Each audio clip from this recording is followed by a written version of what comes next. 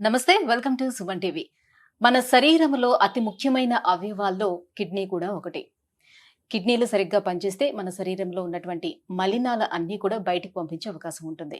మరి ఈ కిడ్నీలో రాళ్లు ఏర్పడటానికి కారణాలు ఏంటి? ఈ రాళ్ళు ఎన్ని రకాలుగా ఉంటాయి? వాటిని ఎలా గుర్తించాలి? అండ్ ఆయుర్వేదంలో ఎటువంటి ట్రీట్మెంట్ అందుబాటులో ఉంది? ఈ విషయాన్ని తెలియజేసేందుకు మనతో పాటు ఉన్నారు డాక్టర్ సాజీ డిసౌజా గారు from KSAC multi speciality ayurvedic hospital, Banjara hills. Hello sir. Hi, నమస్తే సార్, కిడ్నీలో రాళ్ళు చాలా మంది ఎక్కువగా ఇది మగవారిలో ఎక్కువగా గమనిస్తూ ఉంటాం కదా. ఎందుకని జెంట్స్ లో ఎక్కువగా వస్తాయి అండ్ ఎలా వస్తాయి ఈ కిడ్నీలో రాళ్ళు? ఇప్పుడు జెంట్స్ కి అనేది మనం జనరలైజ్ గా చెప్పలేమమ్మా. అంటే ఇది ఏంటంటే బేసిక్ కారణం ఏంటంటే నీళ్లు తక్కువ తాగిన వాళ్ళ దగ్గర వస్తుంది. ఎక్కువ నీళ్లు తక్కువ తాగిన వాళ్ళు జెంట్స్ కి రావడానికి ఒక్క కారణం ఏంటంటే జెంట్స్ చాలా మంది మందు తాగుతారు, ఆల్కహాల్ తాగుతారు.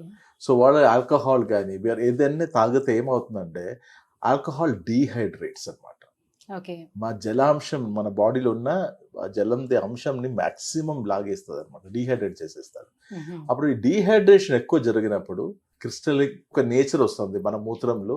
ఎక్కడన్నా కొంచెం కాల్షియం ఆక్సలేట్ కానివ్వండి, యూరిక్ యాసిడ్ కానివ్వండి, ఇవి అన్ని వెంటనే క్రిస్టల్ ఫామ్ అవ్వడం జరుగుతుంది. క్రిస్టల్ అంటే చిన్న చిన్న రాయిలాగా ఫామ్ అయి అది పోయి కిడ్నీలు కానీ, మనం కిడ్నీ నుంచి మూత్రసంచికి వెళ్ళిన పైప్ ఉంటుంది యూరటర్ అని, ఆ యూరటర్లు కానీ లేదా పోయి మూత్రసంచిలు కానీ పోయి రాయిలు ఫామ్ అవడం జరుగుతుంది. బేసికలీ ఏంటంటే నీళ్లు తక్కువ అవడం వల్ల. సెకండ్ ఏంటంటే మనం మరీ అంత ప్రోటీన్, ప్యూరిన్ అని ఒకటి ప్రోటీన్స్ ఉంటుంది. అంటే అది ఎక్కువ రెడ్ మీట్లో, ఎర్ర మాంసంలో కనిపిస్తుంది. అంటే మటన్, పోర్క్, బీఫ్ ఇలాంటి దానిలో ఎక్కువ కనపడుతుంది.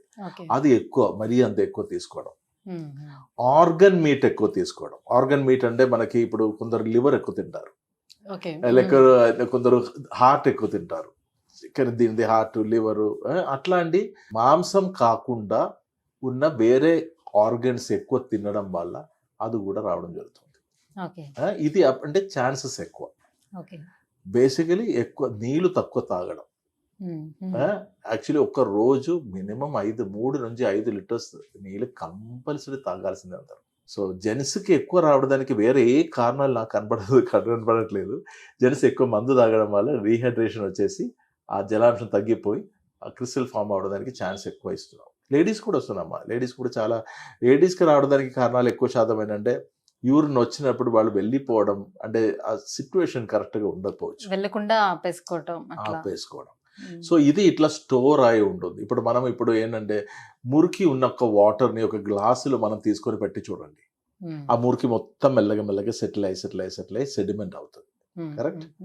సో ఇదే విధంగా మనము ఏంటంటే లేడీస్ ఇప్పుడు మూత్రం పోయాలి అని ఒక సిచ్యువేషన్ వచ్చినప్పుడు కూడా చూస్తారు, అయ్యో ఇక్కడ అందరు జెంట్సే ఉన్నారు, లేదా సరిగా బాత్రూమ్ లేదు, ఉన్న బాత్రూమ్ శుభ్రంగా లేదు, సో లేదా జర్నీకి పోయినప్పుడు కదా రకరకాల మన సిచ్యువేషన్ లేడీస్ కొంచెం మొహమాటం తీసుకొని మూత్రం కొంచెం ఆపుతారు. ఇది మెయిన్ కారణం లేడీస్కి calcium stone or any stone, any type uric acid or what ever stone రావడానికి ఒక ముఖ్య కారణంగా మనకు కనిపిస్తుంది. ఓకే. సో అప్పుడు మనకి సిమ్టమ్స్ ఎట్లా తెలుస్తుంది సార్? ఇప్పుడు కిడ్నీలో స్టోన్స్ ఉందని నాకు ఇప్పుడు ఉన్నా అంటే ఎక్కువైపోయేంత వరకు తెలియదా? ముందుగానే గుర్తించే అవకాశం ఉందా? ఇది ఒక చాలా చాలా పర్టినెంట్ క్వశ్చన్. ఏంటంటే చాలా పెక్యులర్గా ఒక క్వశ్చన్. దీనికి ఆన్సర్ ఇవ్వడం కూడా చాలా సమస్యగా ఉంటుంది. ఎందుకంటే కొందరికి ఎంత పెద్ద రాయి ఉండే కూడా నొప్పి ఉండదు, కొందరికి ఒక చిన్న రాయి ఉండే విపరీతంగా నొప్పి ఉంటుంది. ఓకే. కొందరికి ఏంటంటే ఇది మూత్రములో రక్తం పోతూనే ఉంటుంది కానీ నొప్పులు ఏం లేదంటది. ఓకే. సో ఇది చాలా కన్ఫ్యూజ్డ్ స్టేట్ అన్నమాట. సో మనకి ఎప్పుడు మామూలుగా చాలా మందికి అంటే మనకి టాయిలెట్ లో బ్లీడింగ్ కూడా ఉంటుంది. డెఫినెట్లీ అది కూడా ఒక సిమ్టమే కదా. సో మూత్రం పోయినప్పుడు నొప్పి, కొందరికి నడుము నొప్పి. సో ఇది నడుము నొప్పి చాలా మంది ఇది వెన్నుపూస ప్రాబ్లం అని అనుకుంటుంది, నాకు బ్యాక్ స్పైన్ ప్రాబ్లం ఉంటుంది అని అనుకుని నిర్లక్ష్యం చేయడం జరుగుతుంది. ఎప్పుడు చాలా మందికి ఏంటంటే సిమ్టమ్ లేకుండా ఉన్న వాళ్ళకి వేరే ఏదో టెస్ట్ డాక్టర్ చెప్పినప్పుడు మొత్తం ఒక స్కాన్ చేసేప్పుడు దాన్ని కనపడినట్టు బయటపడుతుంది.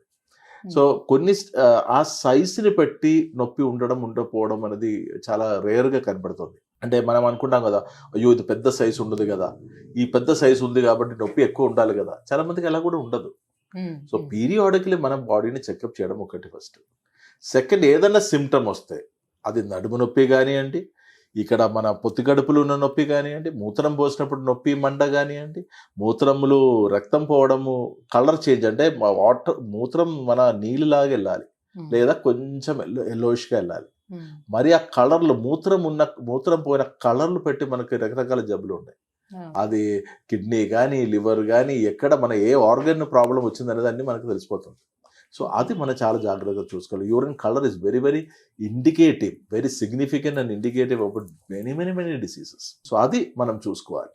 మళ్ళీ ఇప్పుడు రకరకాల స్టోన్ ఉంటుంది అని అన్నారు కదా. స్టోన్ ఏంటంటే మనకి కాల్షియం ఆక్సిలేట్ దిక్కెళ్ళి స్టోన్ ఫామ్ అవ్వడం ఉంటుంది, యూరిక్ యాసిడ్ పెరిగి స్టోన్ అవ్వడం జరుగుతుంది. ఇంకొకటి అంటే స్టాగ్ హార్న్ క్యాల్కులస్ అంటది.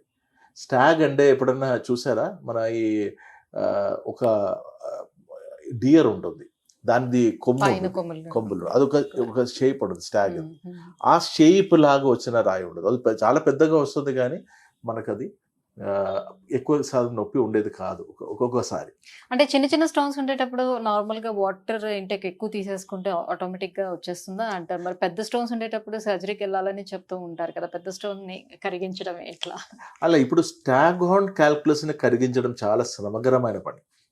Okay, but many times calcium oxalate stone కానివ్వండి, యూరిక్ యాసిడ్ స్టోన్ కానీ అది మనం ఈజీగా కొంచెం నీళ్లు తాగితే పోతుంది, లేదా కొద్దిగా నీళ్ళతో పాటు ఎక్కువ నీళ్ళతో పాటు కొంచెం ఏదైనా డైరూటిక్ మెడిసిన్ తాగితే పోతుంది. ఆయుర్వేదములు చక్కటి మెడిసిన్స్ ఉన్నాయి దీనికి. ఆ రాయిల్ని కరిగించడానికి కొన్ని మెడిసిన్స్ ఉన్నాయి. ఆ మెడిసిన్స్ కరిగించి అది మూత్రంలో వెళ్ళిపోతుంది. ఇది కొంచెం మనకి టఫ్ వచ్చేది ఎప్పుడంటే కిడ్నీ నుంచి మూత్ర సంచికి పోయిన పైప్ ఉంది, యూరటర్.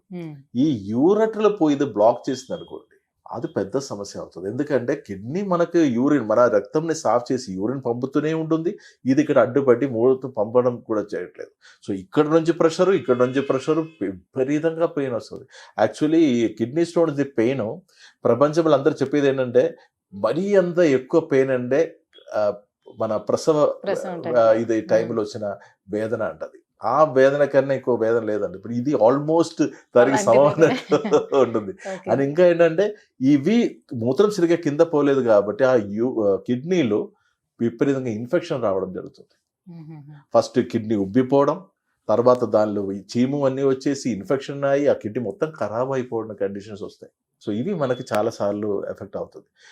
అండ్ ఇంకొకటి ఈ ట్యూబ్ ఉంది కదా, మనం ఇప్పుడు చెప్పిన మూత్ర సంచిలోకి పోయిన ట్యూబ్, మూత్ర సంచిలో ఎక్కిన చోట అక్కడ చిన్న ఫ్లాప్స్ ఉన్నాయి, అక్కడ పోయి ఇరికిపోయి కూడా కొన్నిసార్లు మనం ఏం చేస్తే కూడా పోకుండా మళ్ళీ అది మనం ట్యూబ్ పెట్టి సర్జరీ చేసి తీసేయాల్సిన సిచ్యువేషన్స్ వస్తుంది. ఇప్పుడు రకరకాల అది సర్జరీస్ వచ్చినాయి కానీ 90% స్టోన్స్కి సర్జరీ అవసరమే లేదు.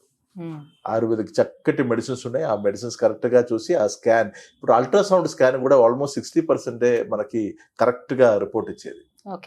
మనకి ఒక సిటీ స్కాన్ ఉండే that gives pin point diagnosis అన్నట్టు. సో మన కేసీసీ హాస్పిటల్ మీకు తెలిసినట్టే ఎప్పుడు ట్రీట్మెంట్కి ముందు రిపోర్ట్, ట్రీట్మెంట్ తర్వాత రిపోర్ట్ అనేది మనం చూపిస్తాము. సో ఇక్కడ వచ్చిన ఒక పేషెంట్కి కిడ్నీ స్టోన్, కిడ్నీ ఉబ్బిపోవడం, మళ్ళీ గ్రేడ్ 1 ఫ్యాటీ లివర్ కూడా ఎఫెక్ట్ అయిన ఒక పేషెంట్కి చాలా త్వరలో కిడ్నీ స్టోన్ మొత్తానికి వెళ్ళిపోయింది. అలాగే ఆ మన grade 1 fatty liver mild fatty liver లాగా రావడం జరిగింది. ఆ హైడ్రోనెఫ్రాసిస్ అనే కిడ్నీ ఉబ్బిపోయిన కండిషన్స్ మొత్తానికి క్లియర్ అవడం కూడా జరిగింది. సో ఆ ఒక రిపోర్టు మనం ఈరోజు చూపిస్తాం. సో ఇక్కడ చూడండి, ఇది ఇక్కడ హెపాటిక్ ఫ్యాటీ ఇన్ఫిల్ట్రేషన్ గ్రేడ్ 1 అంటే లివర్ గ్రేడ్ 1 ఫ్యాటీ లివర్ ఉంటుందని.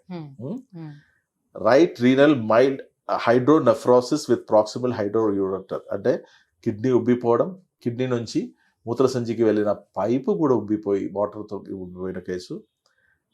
అండ్ యూరెటరిక్ క్యాల్కులస్ స్టోన్ కూడా ఉన్నట్టు. ఓకే, ట్రీట్మెంట్కి ముందు. ట్రీట్మెంట్ తర్వాత ఓన్లీ మైల్డ్ ఫ్యాటీ లివర్, బాకీ everything is normal. Fatty liver మైల్డ్గా ఉంది, అది ఇంకా నెక్స్ట్ ట్రీట్మెంట్ చేస్తే అది కూడా వెళ్ళిపోతుంది. So that is a thing. సో దీనికి ఎవరన్నా కిడ్నీ స్టోన్ దగ్గరికి బాధపడుతున్నారంటే దయచేసి టెన్షన్ పడాల్సిన అవసరం లేదు. అండ్ మన ఇది కూడా మోషన్స్ కూడా క్లియర్గా ఉండాలి, యూరిన్ ఎప్పుడు చక్కగా క్లియర్గా పోవాలి. ప్రతి ఒక్కరు ఎప్పుడు యూరిన్ పోస్తే కూడా, ఎస్పెషల్లీ ఎర్లీ మార్నింగ్ యూరిన్ పోసినప్పుడు అది చూసుకోవాలి. అది నురగల్లాగా పోతుందా, కలర్ తెల్లగా పోతుందా, డార్క్ ఎల్లోయిష్ పోతుందా, బ్రౌన్ కలర్లో పోతుందా, రెడ్ కలర్లో పోతుందా, ఆ? మళ్ళీ దానికి మరీ స్మెల్లింగ్గా ఉంటుందా, మండ ఏదైనా ఉంటుందా, ఇలాంటి సంగతి అన్నీ చెక్ చేసుకోవాలి ప్రతి ఒక్కరు. ఎందుకంటే మా బాడీ నుంచి ఎంత మాత్రం వేస్ట్ బయటకి చక్కగా వెళ్తుంది అనేది ఒక టెస్ట్ అనమాట అది. సో దానిలో ఏదన్నా తేడా కొడితే ఇమ్మీడియట్గా meet your doctor and that doctor will take care about you. And ఆయుర్వేదంలో చక్కటి ట్రీట్మెంట్ ఉంది. So nothing to worry. Honestly telling, kidney స్టోన్స్లో 10% ఆర్ లెస్ దాన్ 10% మాత్రమే సర్జరీకి వెళ్ళాల్సి వస్తుంది. బాకీ అన్ని మనం మెడికేషన్లతోనే, చిన్న సలహాలు, ఫుడ్ అంటే డైట్ వన్స్ కిడ్నీ స్టోన్ వచ్చిన తర్వాత ఆ తొలగించుకున్న తర్వాత కూడా మళ్ళీ వచ్చే అవకాశం ఎక్కువగా కనిపిస్తుంది అని అంటారు. అవును. దానికి నేను ఒకటి ఇది ఇస్తాను. మీరు కిడ్నీ స్టోన్ రాకుండా ఉండడానికి ఒకటి నేను ఎక్కువ నీళ్ళు తాగమని చెప్పాను. సెకండ్ ఏంటంటే సిట్రిక్ ఇది ఉన్న జ్యూసెస్, అంటే నిమ్మకాయ జ్యూస్ కానీ, ఆరెంజ్ జ్యూస్ కానీ, మొసంబి జ్యూస్ కానీ రోజు తాగుతూ ఉండాలి. సో కిడ్నీ స్టోన్ వచ్చే సమస్యనే లేదు. అంటే క్రిస్టలైజేషన్ ఫామ్ కాదు ఇది ఉండే. సో దానికి అట్లా మళ్ళీ కొన్ని బెర్రీస్, రాస్బెర్రీ, బ్లూబెర్రీ ఇట్లాంటిది కొన్ని తినడం, అది మన అట్లాంటి ఫ్రూట్స్ ఇక్కడ ఇప్పుడు దొరుకుతుంది కానీ బెటర్ మనం ఇంట్లో ఉండేది. నిమ్మకాయ జ్యూస్ తాగడం కష్టమే కాదు కదా. సో అది తాగుతూ ఉండండి. ఎక్కువ నీళ్ళు, అది చాలా important. Right, thank you so much sir. So కిడ్నీలో రాళ్ళు ఏర్పడడానికి కారణాలు అండ్ ఆయుర్వేదంలో ఎటువంటి ట్రీట్మెంట్ ఉంది, ఎలాంటి డైట్ తీసుకోవాలి, ఈ విషయాలన్నీ తెలియజేసినందుకు thank you so much. My pleasure, thanks.